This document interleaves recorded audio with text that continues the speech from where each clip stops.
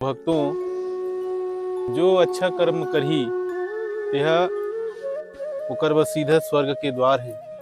पीले राजा वहाँ तरह तरह के मेवा मिष्ठान, पीले पीले सेव, पेड़ा, लड्डू, पीले पीले।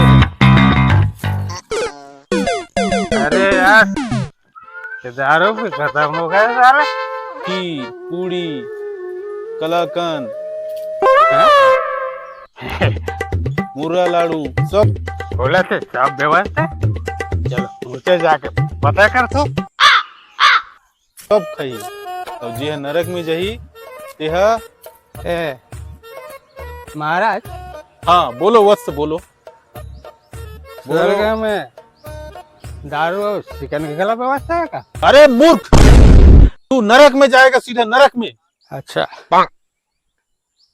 तो व्यवस्था वहाँ है। Thank you Maharaj, thank you thank you. कहाँ से आते हैं ऐसे प्राणी?